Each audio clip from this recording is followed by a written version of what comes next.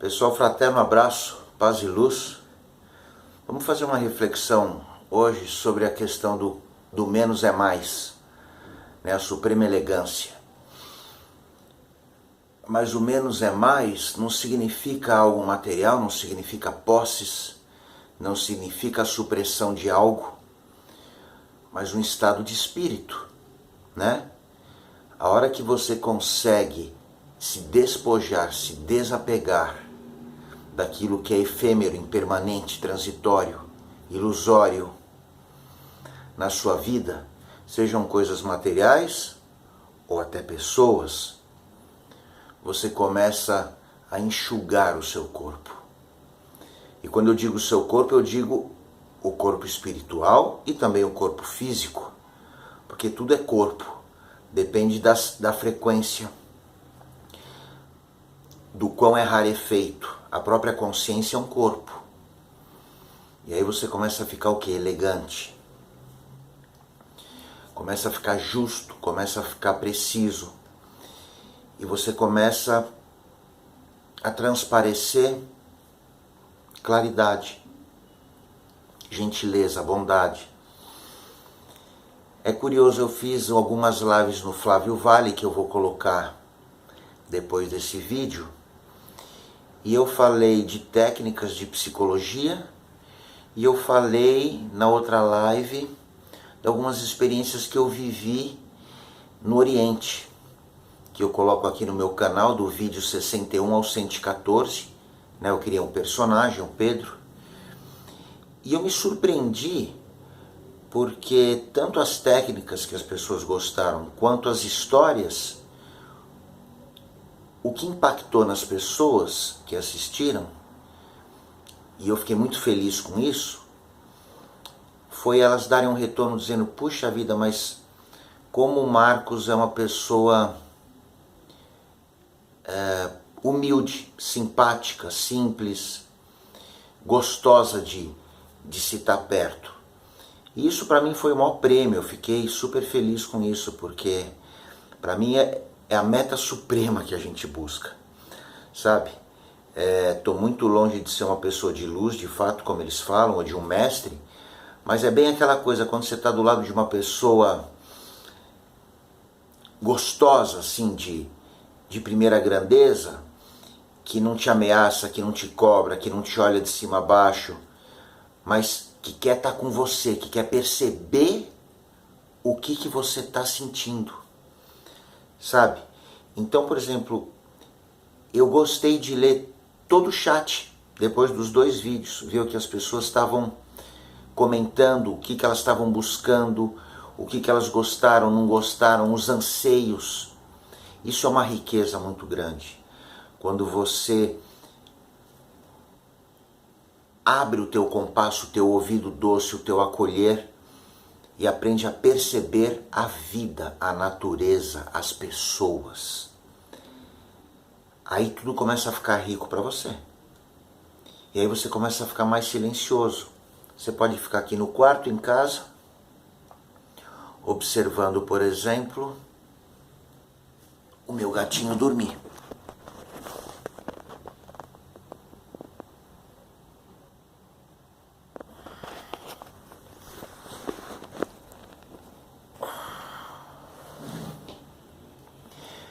Eu me lembro uma época que eu fui morar numa praia, que eu estava construindo minha escuna, na praia de Sete Fontes. Eu fiquei na casa de uns pescadores, e essa casinha era bem isolada no canto, nas pedras, e não tinha nada. Era o mar e a casa. Eu tinha um radinho daqueles de onda curta, que pegava outros países, e eu ficava admirando as lagartixas na parede com suas técnicas de caça. Depois eu montei um aquário de peixes do mar, que eu mergulhava ali, pegava e deixava eles 2, 3 dias ali dentro. Era a minha televisão. Mas quanta riqueza que eu tirei dali.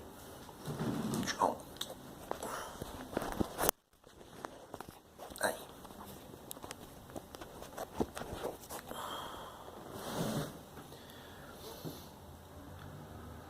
Tem um dizer de balesteiros: a busca pelo suprimento gera em nós um sentimento de falta. E é muito que a gente vê por aí, as pessoas atarefadas, egoístas, numa cidade grande como a nossa, não dão seta. Imagina, para mim era inconcebível não dar seta. Você demonstrar para o outro que você vai entrar, à direita ou à esquerda, é um respeito ao outro, mas as pessoas não pensam no outro. Se você começa a observar mais, e aí você silencia, começa a ficar mais atento, a própria palavra atenção, ausência de tensão, aquela energia imanente, maravilhosa, que a física quântica agora está descobrindo, que ela chama de energia escura, mas que ela também diz que é amorosa, radiante e vibrante, ela te interpenetra. Os antigos já falavam isso, você consegue isso através da respiração profunda, é o prana. O prana é uma das manifestações dessa consciência maior. E hoje a ciência está descobrindo coisas muito interessantes, que você pode conversar com as suas células, com as suas mitocôndrias, que existe uma pineal vibrando, e que ela te entende, e que ela é um cavalo alado, que se você souber montar, ela te dá as respostas que você está buscando, e aí você consegue se comunicar com o universo que existe dentro de você. Você está todo aparelhado. Você é o último modelo da máquina. Mas as pessoas buscam fora. Elas buscam ter. Sempre buscaram, né? E aí você vê as pessoas, num momento planetário que a gente está vivendo, de mudanças, né? Que o apartamento está cheio de caixas. Você fala assim, caramba, que bagunça. Mas é uma mudança. Daqui a pouco está tudo arrumado de novo. E para uma coisa melhor, que é o que se busca, né? Agora, muita coisa tem que ser descartada nessa mudança.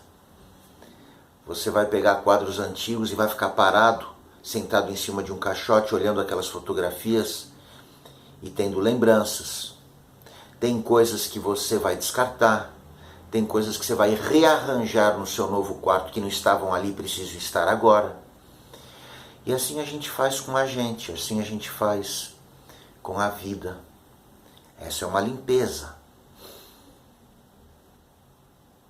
E essa limpeza, basicamente, nós estamos falando de energia. Então aí o menos é mais. Quando você percebe que você não precisa de 10 pares de sapato e 15 calças guardados no seu armário. Mas se você puder ter 3, 4 trocas, mesmo porque daí você consegue estar sempre renovando, né? É a espiral. O que é a espiral? Você passa por aquele eixo, por aquele ponto, só que você está num outro momento, né? O ponto está aqui. Você está aqui, agora você vira, você está aqui. É o mesmo eixo, a mesma frequência, só que você percebe a realidade de maneira diferente. Então você, quando estava aqui, teria que descartar coisas, senão você continua aqui. E por falar em espiral, em eixo, em elíptica, em eclíptica,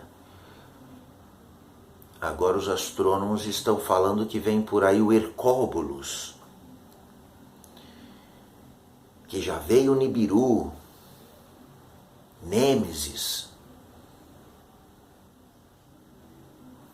Só que tudo no cosmos tem um porquê e tem uma inteligência.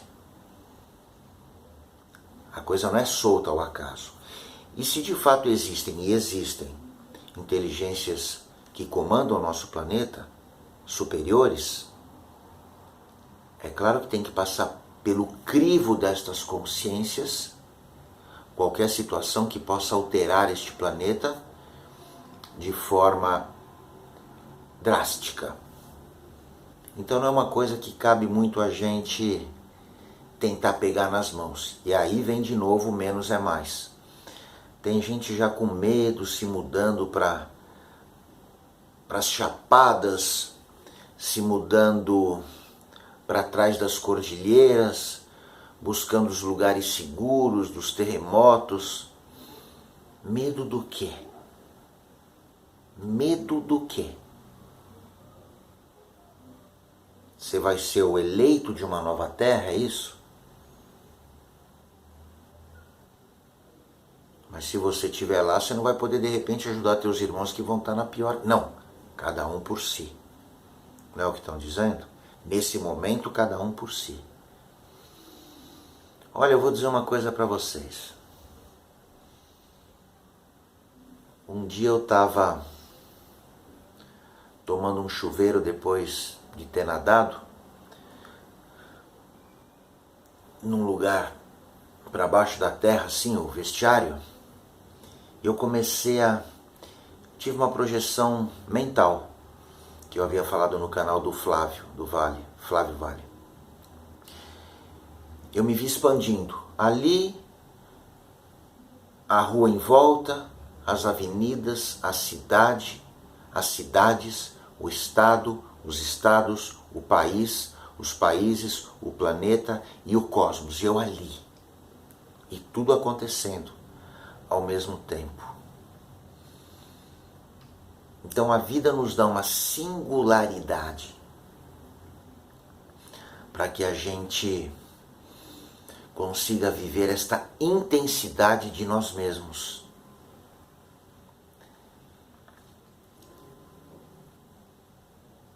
O seu espírito está inquieto, você está angustiado, você está buscando resolver coisas que você não resolveu, querendo que a coisa dê certo para outras pessoas. Muito bem, mas até que ponto você leva isso? Você vai sacrificar a sua paz e a tua percepção da impermanência das coisas? E eu estou falando das coisas, não estou falando do ser. O ser não é impermanente, o ser é permanente. E que coisas? O próprio mundo, né? O que nos diz as filosofias antigas, por exemplo, Advaita Vedanta, Advaita, não dualidade, que é a parte nobre Vedanta, dos Vedas, como se fosse da Bíblia os Evangelhos. Nos diz que o próprio mundo que nós vivemos, ele é ilusório. E esse mundo ilusório que nós vivemos, ele existe enquanto nós estamos com os olhos abertos para ele. A partir do momento em que nós fechamos os olhos para dormir,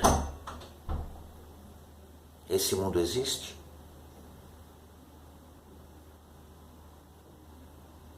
Não existe. Ele vai voltar a existir da maneira que a gente conhece quando a gente abre os olhos de novo. Mas você que está dormindo, você continua tendo uma percepção de você mesmo? Do seu ser? Você continua. Você percebe que você existe. Então é nesse sentido que eu digo das percepções ilusórias e das percepções reais. O ser é real. Agora, as nossas criações mentais, elas existem no plano em que elas são criadas. Então aí você começa a trabalhar o quê? A tua consciência do quanto você se apega ao que se deve ou ao que se não deve. E quando você for se apegar ao que você deve, que é o seu ser, você não vai sentir mais isso como um apego, você vai se dissolver nele. É um desapego. Não dá para você se apegar ao ser.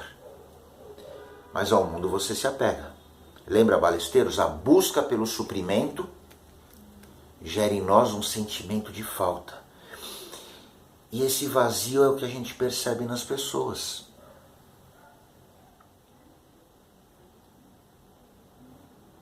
E como é que elas vão preencher esse vazio? Este buraco, esta depressão? Se enchendo de vitalidade. E como é que elas se enchem de vitalidade? De alegria, né? Você pega uma criança pequena, tanto ar que entra dentro dela, você vê como a criança respira corretamente? Pela barriguinha. Ou mesmo a gente quando está dormindo, uma pessoa descansando, aquela respiração abdominal. Olha a minha barriga mexendo embaixo, ó. Não é aquela respiração do medo que trava aqui, ó. que você levanta o ombro. Respiração profunda. Isso te dá muita vitalidade. E a criança que ainda não aprendeu a se defender tanto, que ela nasceu com essa respiração, observa um bebê, ela ainda tem muita vitalidade. Por isso que ela vai caminhando com a mãe pela rua e você vê a criança saltitando. Não aguenta em si de tanta energia. Quando foi a última vez que você saltitou? Isso é sinal de vitalidade. Não que você vá sair saltitando por aí, mas você pode sair assobiando uma canção, e aí você começa a agradecer a vida quando você começa a sentir essa plenitude novamente te invadindo. E a respiração profunda diz para o teu organismo que está tudo em paz, que ele não precisa ficar com medo na selva, que nenhum animal vai atacá-lo, ele não precisa contrair a musculatura. Então a respiração é a primeira chave. A oração, o foco de estar em agradecimento, seja através de uma oração conhecida, um Pai Nosso, um mantra, ou apenas um agradecer, nos coloca em estado de gentileza. E a gentileza, ela produz o quê? A compaixão. E o que é a compaixão? Quando este teu amor, este teu enlevo pela vida, se depara com a dor do outro. Aí é uma abertura e você vai de encontro. Então o amor, quando encontra a dor, se transforma em compaixão. Mas para isso você precisa estar atento. Porque se você estiver fechado, buscando as coisas para o seu ego, você não vai ter amor. A respiração curta de defesa, você vai ter medo. E aí quando o medo encontra a dor do outro, não há contato, você não se aproxima. Você pode no máximo se esconder atrás das massas e dizer, coitados, que pena. Ah, mas no fundo você está falando, mas eu volto para minha casa em segurança, mas eu não estou doente, mas eu tenho carro, mas eu tenho comida, mas eu tenho uma família maravilhosa, mas eu tenho. E no fundo você não tem nada. Você não tem nada. A vida é um presente. Ela te dá o ticket de entrada e o ticket de saída. Mas você não sabe a hora que termina esse labirinto que você entrou. Chega uma hora, de repente, ele acabou. Quer você esteja gostando do passeio ou não. Pelo menos mais uma coisa que você vai ter que descartar, que é o seu corpo. E aí, você está preparado para continuar a viagem? Num outro barco? Então você vai começar a perceber neste novo ciclo dois tipos de pessoa. As pessoas que estão voltando para casa, e elas fazem isso, como diz aquele provérbio aborígene, observando, amando, respirando e vivendo. E sabendo que estão voltando para casa. E aí vão ser pessoas que vão estar sempre disponíveis para os outros. Ou você vai encontrar aquelas pessoas que vão estar vazias, angustiadas, desesperadas. Eu já atendi muitos pacientes com depressão e alguns deles chegaram ao ponto, e aí eles se curaram, de chegar para mim e falarem assim, sabe que chegou uma hora que o meu sofrimento era tanto, normalmente é isso, a angústia, a ansiedade, chega uma hora que o teu organismo, para não sofrer mais, ele se desliga, e aí você entra na depressão. Mas enquanto você ainda está tentando lutar, alguns destes conseguiram chegar ao ponto de entender que o que poderia acontecer com eles naquele estado de angústia não seria maior ou mais terrível do que a força que eles deveriam ter para enfrentar aquilo. Então, pela primeira vez, eles se voltaram os olhos para aquela criatura e a criatura estacou. Não cresceu mais em cima delas. E eles ficaram, ao mesmo tempo que putos da vida, dizendo, Ah, é isso que você faz eu sentir, esta angústia? Então vem para mim. Vem para mim. Vem tranquilo. Vamos ver o que você tem para oferecer para mim. Esse medo, vontade de morrer, de paralisação do meu coração. Então me mata, quero ver, tô aqui agora. E na hora que as pessoas conseguem se voltar para este medo e encarar e falar, vem, ele abaixa o rabo. E cada vez menos. E aí vai chegar uma hora que ao invés de você desafiar este medo, você vai olhar para ele e vai falar, putz vida, como você deve ser infeliz de viver nessa tônica. Então eu vou te dar uma outra tônica. Eu vou respirar você para dentro do meu amor. Vem pro meu abraço. E aí você começa a carinhar, a fazer cafuné na cabeça desse medo. E ele se vê perdido. E aos poucos esta energia densa não tem mais ambiência para estar vibrando na energia que você mesmo se colocou, mesmo que no início com esforço. E aí você começa a se tornar uma pessoa elegante, espirituosa, divertida, criativa. Por quê? Porque você começa a adquirir dentro de você essa certeza, essa paz, essa confiança. Então o que acontece?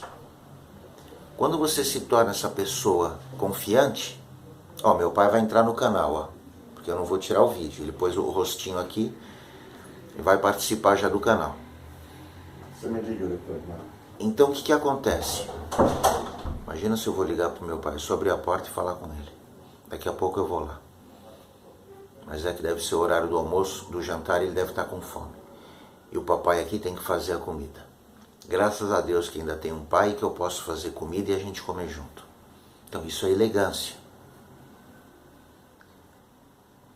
E aí o que acontece? Tem aquela história do tigre, do cachorro e do macaco. Que o cachorro estava num território que ele desconhecia, numa floresta, já estava escurecendo. E ele estava com medo. E aí o tigre estava rondando, porque é à noite que ele sai para caçar. E o puxa-saco do macaco, vendo o cachorro ali, para não sobrar para ele não ser a presa, ele foi fazer uma média com o tigre e falou, tem um rango novo para você ali, um cachorro. Só que era um cachorro velho, sabe aqueles cachorros, apesar dele estar com medo, mas já tinha rodagem, aqueles cachorros sarnento que se empurra para um canto, empurra para o outro, para ele estar tudo bem. Ele sabia que estava voltando para casa, Aí o macaco chegou no tigre e falou, se eu te der uma presa bem maior que eu, você me poupa essa noite? Você não me caça? O tigre falou, quero ver. Daí o macaco montou nas costas do tigre e falou, olha lá, aquele cachorro. Vai dar uma boa refeição para você, né? Daí o cachorro se ligou que o tigre estava afim dele. E o que ele pensou na hora? Olha a confiança. Onde entra a confiança de ser um cachorro velho, que vai gerar o quê? A motivação, que é como você se sente e sai para o teu dia a dia. E a motivação vai gerar o quê? A criatividade.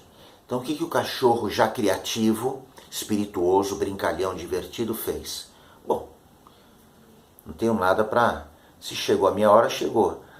Mas deixa eu fazer isso de uma maneira divertida. Daí ele achou um pedaço de osso ali no chão, e ele pegou esse osso e começou a comer. Daí quando o tigre começou a vir na direção dele, ele nem deu bola. Ele falou assim, putz, que delícia esse tigre que eu estou terminando de comer. Mas eu ainda estou com fome. Nessa hora o tigre parou, tomou um susto, falou, putz, que bicho é esse? Que é o bicho da Tasmânia. E se mandou. Só que o macaco, que é macaco velho também, mas sempre traíra, né? Por isso que nas sociedades antigas eles associam o macaco como sendo a nossa mente, que ela é ardilosa, percebeu que era um truque do cachorro.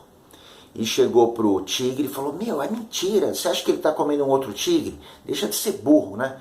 Porque normalmente essas criaturas que a natureza privilegia com a condição física, enfim, ou com beleza, ou seja lá o que for, falta alguma outra coisa nelas. É difícil encontrar o conjunto completo, mas tudo bem, sem preconceitos, vamos adiante. E o tigre, que era meio burrinho, falou, putz, é mesmo, né? Imagina se ele vai estar comendo um tigre.